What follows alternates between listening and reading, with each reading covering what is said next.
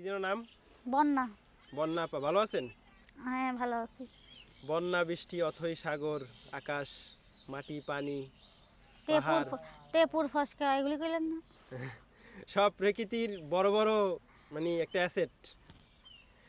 তো প্রতিবেদনে কিসের জন্য আসছেন এখন? আইছি লাচার জন্য, একটু লাচবো, গান গাবো, এই কারণে আইছি। এটা এটা নাচেন?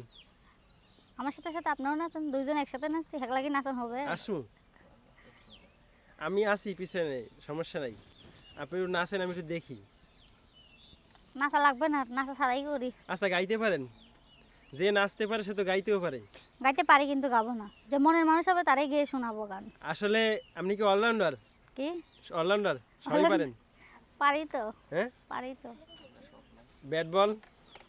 ব্যাট বল কি ভাই? বুঝলাম না দাদা।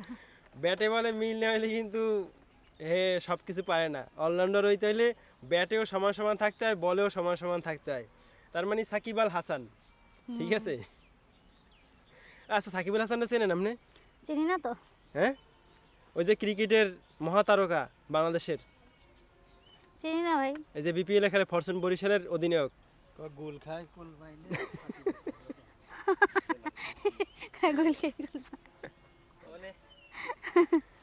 তো এখন প্রতিবেদনে কিসের জন্য আসা?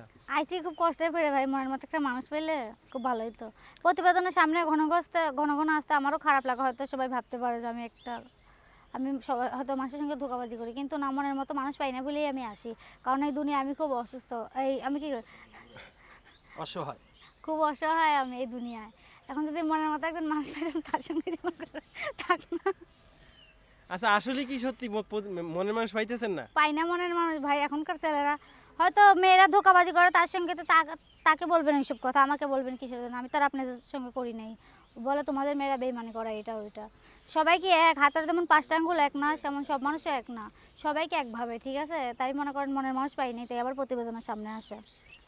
মনের মানুষ খুঁজতে খুঁজতে নদীর পানি সব শুকিয়ে যাইতে আছে। নদের পানি শুকলে আমি কি করবো ভাই? নদী বিল সামনে, তো পৌষ মাস, হুম। বিলও শুকিয়ে যাইব কয়দিন পরে। আশা করি যে আমার পাশে থাকবো, দায়িত্ব নেবে, তার জন্য 5 ওয়াক্ত নামাজ পড়ে দোয়া করবো, সে যাতে ভালো থাকে, সবসময় তাই। সুস্থ থাকে।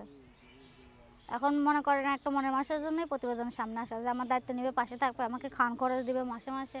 আমার দাদিটাও খুব অসুস্থ, ডাক্তার খরচ দিবে, আমি তার সঙ্গে কথাবার্তা বলবো। দাদি কি বুড়ো হয়ে গেছে, জোয়ান জান আছে?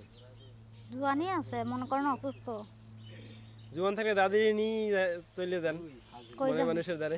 কই যাবো? মনের মানুষের দ্বারে সে যদি বলে যে তোমার দাদিরও দায়িত্ব নেবো, তোরও নেবো, অসুবিধা কোথায়? তো অবশ্যই যাবো। আর সে যদি বলে যে না, শুধু তোমার দায়িত্ব নেবো, তাতেও আমি রাজি আছি। তাই। সেটা তার ব্যক্তিগত ব্যাপার। এখন আপনার সাথে যোগাযোগ করতে চাইলে কি কোনো মাধ্যম আছে? হ্যাঁ, নাম্বার আছে। WhatsApp, Messenger, imo, phone number? না, এগুলি গুগল? নাই, এগুলি নেই ভাই। অনেকদিন আগে একটা ছেলে আমাকে একটা ফোন কিনে দিয়েছিল, আমার ছোট বোন পানিতে ফেলে নষ্ট করে ফেলছে। আপনার ছোট বোন আছে? হ্যাঁ। দেখতে সুন্দর?